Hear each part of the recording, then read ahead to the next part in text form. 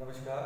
New शिखर academy कुंभानगर Chittorgarh class 11 maths का set topic लेके हमने कल बात करी थी और उसके हमने टाइप्स के बारे में बात करी थी और कुछ क्वेश्चंस सॉल्व किए थे एक्सरसाइज के।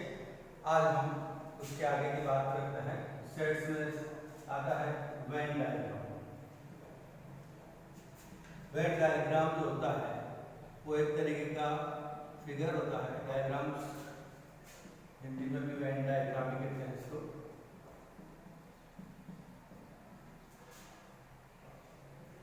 वेन डायग्राम जो होता है मैथमेटिशियन वेन ने इसको प्रदर्शित किया था, जिसमें उन्होंने यूनिवर्सल सेट को एक रेक्टेंगल द्वारा, यूनिवर्सल यू यानी कि यूनिवर्सल सेट और इसके सबसेट जो हो सकते हैं वो ए बी सी एक्सेट्रा हो सकते हैं। तो रेक्टेंगल यूनिवर्सल सेट जो होता है उसको रेक्टेंगल द्वारा बताते हैं, रेक्टेंगल। और जो सबसेट्स होते हैं उनको क्लोज्ड सर्कल द्वारा बताते हैं। तो ये जो यूनिवर्सल सेट है उसको यू से बताएंगे और इसमें इसके भी एलिमेंट्स हो सकते हैं, जैसे कि मान लिया कि यू अपने पास एक यूनिवर्सल सेट है जिसमें कि 1 2 3 4 5 6 7 8 9 एंड 10 ये अपने पास एक सेट है जिसमें हम एलिमेंट्स लिख सकते हैं 1 2 3 4 5 कहीं भी हो सकते हैं। और हमने मान लिया कि ए एक सेट है जिसमें 1 2 एंड 3 है और बी एक सेट है जिसमें 5 6 7 है। तो इसको रिप्रेजेंट करने के लिए हम इसमें ए को रिप्रेजेंट करेंगे तो एक क्लोज सर्कल बनाया जिसको ए द्वारा बताया और इसमें हमने एलिमेंट 1 2 और 3 ले लिया और बी बताया, जो बी के लिए और सर्कल लेंगे और इसमें 5 6 एंड 7 है। और बचे हुए जो एलिमेंट है 1 2 3 हो गया, 4 नहीं है तो 4 यहाँ पर हो सकता है, 6 5 6 7 इसमें बी में आ गया, 7 8 9 7 इसमें है तो 8 9 एंड 10 ये कहीं पे भी हो सकते हैं। तो इस प्रकार वेन डायग्राम द्वारा हम यूनिवर्सल से सबसेट को फिगर द्वारा बता सकते हैं और उसमें क्या ऑपरेशन हो रहा है उनको भी हम वेन डायग्राम द्वारा बता सकते हैं। तो सेट्स में वेन डायग्राम बड़ा महत्व है। इसका एक क्वेश्चन जरूर आता है एग्जाम में, इसलिए हमको इसको अच्छे से देखना है और इसके ऑपरेशन भी अपन आगे जाके देखेंगे। अब आता है इसके बाद operation on sets. Operation on sets जैसे कि अपन जानते हैं कि नंबर्स में ऑपरेशन अपन ने देख रखे हैं पहले ही, addition subtraction multiplication and division. उसी तरीके से ऑपरेशन ऑन सेट्स यानी कि संक्रियाएं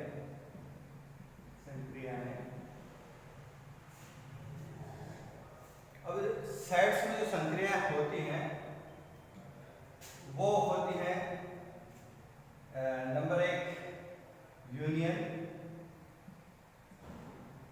जिसे हिंदी में संघ कहेंगे। दूसरा होता है इंटरसेक्शन जिसे हिंदी में हम सर्वनिष्ठ कहेंगे, और तीसरा होता है डिफरेंस, जिसे हम हिंदी में अंतर कहेंगे। तो इन सारे ऑपरेशन को हम एक एक करके देखेंगे और इनकी प्रॉपर्टीज भी हम देखेंगे। तो ऑपरेशन ऑफ सेट में सबसे पहला जो हम ऑपरेशन लेते हैं, संक्रिया जो लेते हैं वो है यूनियन। इसके बारे में बात करते हैं। यूनियन यानी संघ। तो आपके पास एक यू एक सेट होगा जिसे अपन यूनिवर्सल सेट कहते हैं, यूनिवर्सल सेट। इसके सबसेट जो होंगे ए एक सबसेट है और बी भी एक सबसेट है। अब हमें ए यूनियन बी बताना है। तो यूनियन क्या होता है? यूनियन के लिए पहले अपन सिंबल की बात करें। इसके लिए सिंबल जो यूज होता है वो होता है यू जैसे ही सिंबल होता है, थोड़ा सा यू से बड़ा होता है। ये सिंबल यूनियन का है। किसका है? यूनियन, जिसे हम हिंदी में संघ कहेंगे। यहाँ पे दो सेट है अपने पास, ए जिसके एलिमेंट ए बी सी कुछ भी हो सकते हैं, बी अपने पास सेट है जिसके element B C D E कुछ भी हो सकते हैं। अब हम दो सेट्स के बीच में जब यूनियन करते हैं, ऑपरेशन अप्लाई, तब ए यूनियन बी कहेंगे और इसमें दोनों ही सेट्स के सभी एलिमेंट आएंगे सिवाय कॉमन एलिमेंट को एक बार लिखा जाएगा। जैसे कि इसमें लिखेंगे अपन, तो ए सेट का है, बी दोनों में है एक बार लिख देंगे, सी दोनों में है एक बार लिख देंगे, फिर बचे हुए डी और ई भी लिख देंगे। यानी कि यूनियन में ये भी एक सेट होगा, ए यूनियन बी को अन्य सेट सी द्वारा व्यक्त कर सकते हैं अपन, और ये भी एक सेट होगा जिसमें कि इन दोनों सेट्स के सारे एलिमेंट्स आएंगे ए बी सी डी और ई। ये जो जितने भी एलिमेंट है ए बी सी डी और ई, इन सारे एलिमेंट्स को मिला के जो बनता है वो यूनियन बनेगा ए यूनियन बी। इसको हम सेट बिल्डर फॉर्म में अगर लिखना चाहें ए यूनियन बी को, तो x such that x belongs to A और x belongs to B, इस तरीके से हम यूनियन को सेट बिल्डर फॉर्म में लिख सकते हैं। किसमें? Set builder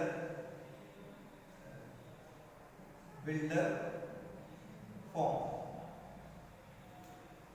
set builder form समझ निर्माण में भी लिख सकते हैं सेट को, और इसका वेन डायग्राम बनाएंगे हम, जैसे इसी का बनाया वेन डायग्राम।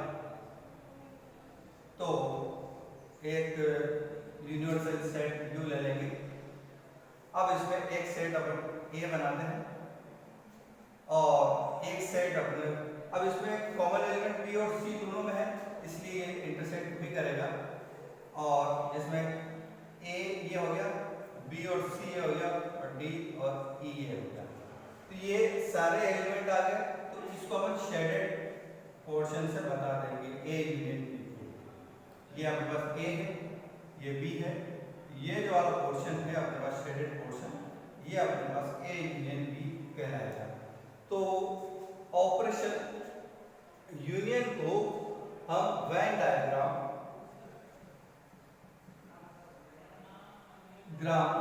द्वारा भी बता सकते हैं। तो हमने सबसे पहला ऑपरेशन यूनियन देखा, जिसे हिंदी में सम कहते हैं।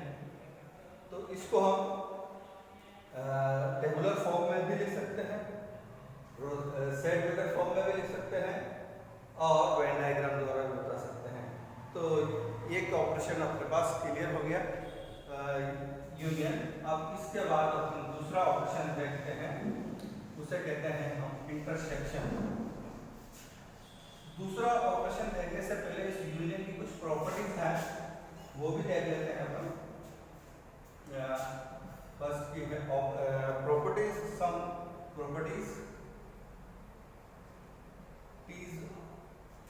Properties of operation of union. कुछ प्रॉपर्टी है, गुणधर्म है यूनियन की, वो देख लेते हैं। नंबर 1 जो पहला है कम्यूटेटिव लॉ। इसको हम ए यूनियन बी करें या बी यूनियन ए करें तो सेट्स दोनों ही इक्वल आएंगे, इसको हम कम्यूटेटिव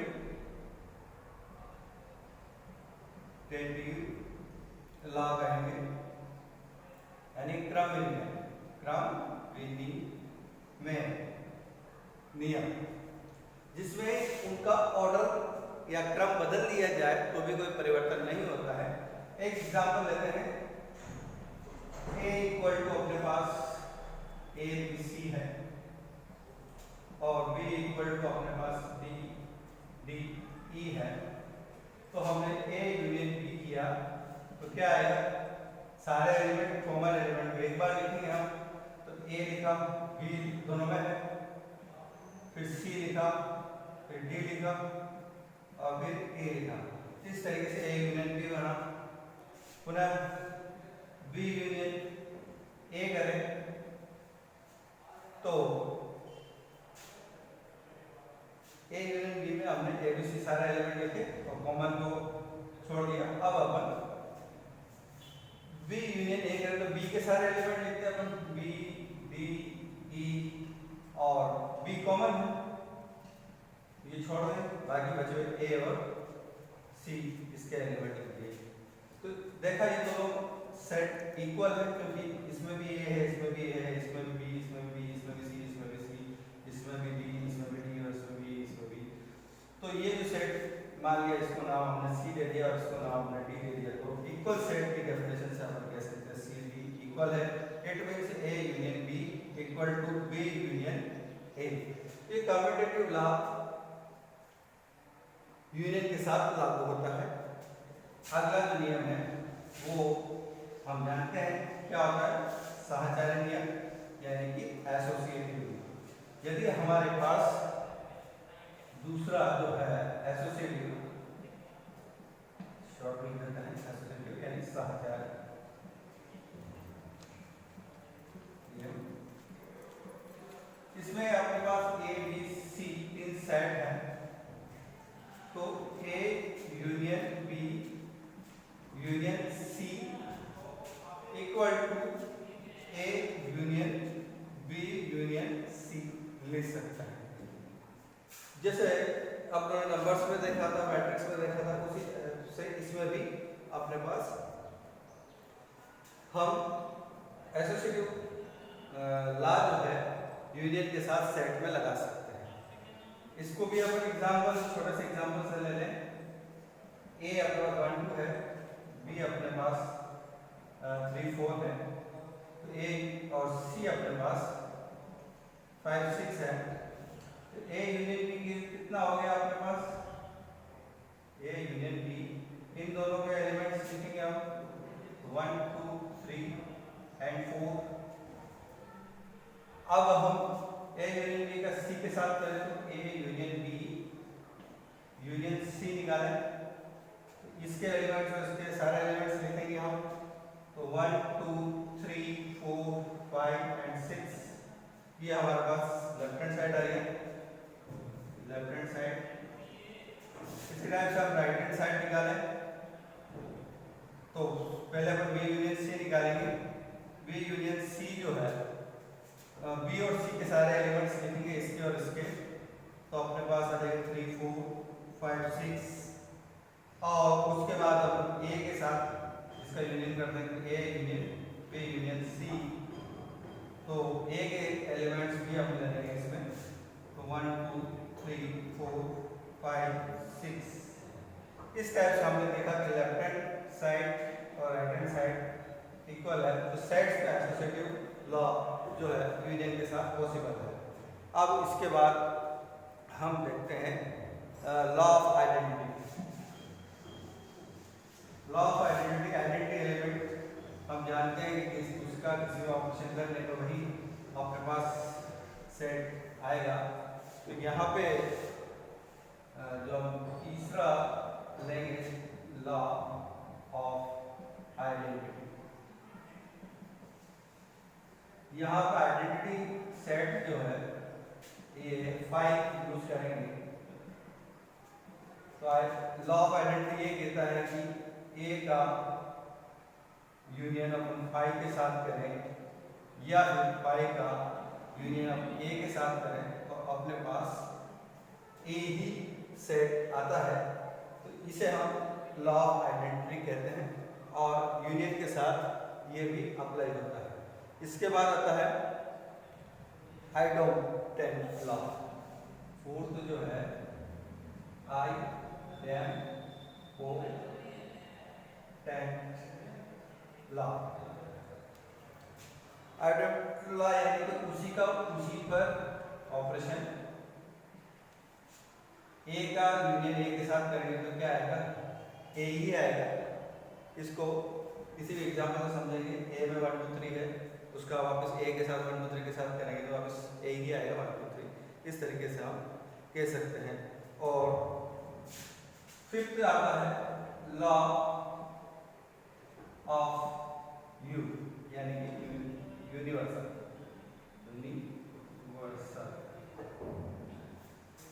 यू है यूनिवर्सल है तो यूनिवर्सल सेट के साथ यूनियन करेंगे तो अपने पास ए के साथ करेंगे तो क्या आएगा, यूनिवर्सल ही आएगा अपने पास। तो ये लॉ ऑफ यूनिवर्सल कहते हैं। तो इसको भी यूनिवर्सल सेट 1 2 3 5 6 7 8 9 10 ले लेंगे। ए अपना 1 2 3 है तो उसका यूनिवर्सल सेट का ए के साथ यूनियन करेंगे तो वो पूरा वापस यूनिवर्सल सेट ही आएगा। इस तरीके से हम इस लॉ को लॉ यूनिवर्सल सेट कहेंगे। तो ये सारी प्रॉपर्टीज यूनियन की है जो कि क्वेश्चंस में हम अप्लाई करेंगे और देखेंगे कैसे सॉल्व होते हैं क्वेश्चन। उससे पहले अगला ऑपरेशन हम देख लेते हैं, इंटरसेक्शन। इंटरसेक्शन यानी कि सम। दूसरा ऑपरेशन है इंटरसेक्शन। इंटरसेक्शन यानी कि हिंदी में कहेंगे इसको सर्वनिष्ठ। सर्वनिष्ठ इसका जो सिंबल होगा वो उल्टे यू की तरह होगा, ये सिंबल होगा। और मान लिया कि यू सेट है, universal set 1 2 3 4 5 6 7 8 9 and 10 and A set है अपने पास 4 5 6 एंड बी सेट है अपने पास 4 8 9। ये अपने पास सेट है यूनिवर्सल सेट और उसका सबसेट ए और बी। तो ए इंटरसेक्शन बी, इसको रीड करेंगे ए इंटरसेक्शन बी। और इंटरसेक्शन में इन दोनों सेट्स में ए और बी में कॉमन एलिमेंट्स को लिखेंगे सेल्फ। तो हम ए सेट में देखते हैं 4 5 और 6 है और बी सेट में देखते हैं 4 8 और 9 है। तो इन दोनों में सिर्फ 4 ही कॉमन है। तो इंटरसेक्शन में सिर्फ दोनों सेट्स के या तीनों सेट्स के कॉमन एलिमेंट्स ही लिखेंगे। तो यहाँ पे दो ही सेट है अपने पास, इन दोनों का इंटरसेक्शन करना है तो 4 कॉमन है तो सिर्फ 4 लिखेंगे यहाँ पे। तो ये जो है ए इंटरसेक्शन बी हुआ। ये अपना टेबुलर या रोस्टर फॉर्म है। रोस्टर फॉर्म में हम ये बताया हमने। इसी को अगर सेट बिल्डर फॉर्म में बताएं, सेट बिल्डर फॉर्म में अगर लिखना है तो ए इंटरसेक्शन बी को हम लिखेंगे x such that x belongs to A and x belongs to B। यहाँ पे एंड का यूज आएगा, उसमें उससे यूनियन में अपने और का यूज किया था। तो जो एलिमेंट ए में भी है और बी में भी है वही कॉमन एलिमेंट अपन लिखेंगे। तो ये अपना सेट बिल्डर फॉर्म है यूनियन के इंटरसेक्शन के लिए। और इसका वेन डायग्राम अपन बनाना चाहें, डायग्राम वेन डायग्राम के लिए वही अपन एक रेक्टेंगल लेंगे। इसके लिए यूनिवर्सल सेट के लिए अब अपने ए बनाया जिसमें क्या एलिमेंट है 4 5 और 6। इसमें कॉमन एलिमेंट 4 है इसलिए मैं इधर लिखता हूँ 4 और 6 इधर और 4 इसमें भी है तो 4 कॉमन लेंगे हम और 4 8 और 9 ये एलिमेंट है। तो ये जो पोर्शन है कॉमन का शेडेड पोर्शन करते हैं, ये ए सेट है, ये बी सेट है, तो ये वाला जो है शेडेड पोर्शन अपना ए इंटरसेक्शन बी कहलाएगा। इसको अपन वेन डायग्राम से बता सकते हैं कि जो दोनों में कॉमन होगा वो ही इसमें इंटरसेक्शन में यूज होगा। हम कह सकते हैं कि ए इंटरसेक्शन की कॉमन एलिमेंट, ठीक है। इसकी भी कुछ प्रॉपर्टीज है, उसके बारे में हम डिस्कस करते हैं। प्रॉपर्टी जैसे हमने यूनियन में देखा था वैसे वैसे इंटरसेक्शन में भी देखेंगे। इंटरसेक्शन में कम्यूटेटिव लॉ, एसोसिएटिव लॉ, ये सारे हम एक एक करके देखते हैं। तो सम प्रॉपर्टीज ऑफ इंटरसेक्शन, यानी कि सम के कुछ प्रॉपर्टी, नंबर एक प्रॉपर्टी है वो है commutative property. A intersection B is also equal to B intersection A, ये हो गई आपके पास कम्यूटेटिव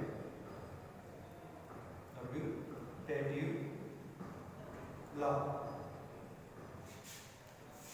इसको एग्जांपल से ले तो ए इक्वल टू अपने पास ए बी सी है और बी इक्वल टू अपने पास बी सी डी ई, इस टाइप से कोई एलिमेंट्स हैं।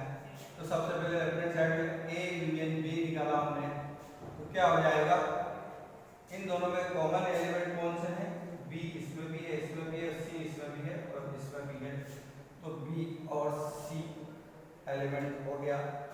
और बी इंटरसेक्शन ए किया तो भी बी इसमें भी है और इसमें भी है, तो बी इसमें नहीं, और सी इसमें भी है और इसमें भी है तो सी लिख दिया। तो इस टाइप से A intersection B equal to B intersection A equal हुए। तो हम कह सकते हैं कि इसमें कम्यूटेटिव लॉ इंटरसेक्शन में भी लागू होता है। इसी तरीके से एसोसिएटिव प्रॉपर्टी यानी कि सहजारी नियम के लिए हमें दूसरा जो है एसोसिएटिव सहजारी, यानी कि इसके लिए हमें तीन सेट ए बी सी, तीन सेट की जरूरत पड़ेगी। तो A intersection B intersection C करें या फिर A intersection B intersection C करें, ये दोनों में इक्वल होता है। तो ए और बी का कॉमन आएगा, फिर उसके सी के साथ कॉमन आएगा तो वो लेफ्ट हैंड साइड में, या बी और सी के साथ कॉमन आएगा और ए के साथ कॉमन आएगा, तो वो जो दोनों कॉमन एलिमेंट ही आएंगे। तो इस तरीके से हम एसोसिएटिव प्रॉपर्टी देख सकते हैं। एसोसिएटिव के बाद आइडेंटिटी एलिमेंट, तो 5 तीसरा है आइडेंटिटी। तो 5 आइडेंटिटी एलिमेंट, आइडेंटिटी सेट है। तो 5 ए इंटरसेक्शन ए, तो अपने पास क्या आएगा, ए ही आएगा, क्योंकि 5 तो खाली रहता है, इसमें कोई भी एलिमेंट नहीं होता है और ए में एलिमेंट रहेंगे। इंटरसेक्शन कॉमन में सिर्फ एक ही, सॉरी 5 है, यहाँ पे दोनों में कॉमन तो कुछ नहीं है तो 5 ही आएगा। तो ये अपने पास लॉ, सॉरी ये आइडेंटिटी नहीं, इसको हम कहेंगे लॉ ऑफ 5 सेट, ठीक है। आइडेंटिटी के लिए तो वही एलिमेंट आना चाहिए, इसलिए यहाँ पे 5 कहेंगे, लॉ ऑफ 5। ये 5 के लिए जो रूल होता है उसको हम देखेंगे। और उसके बाद चौथा जो है वही आइडल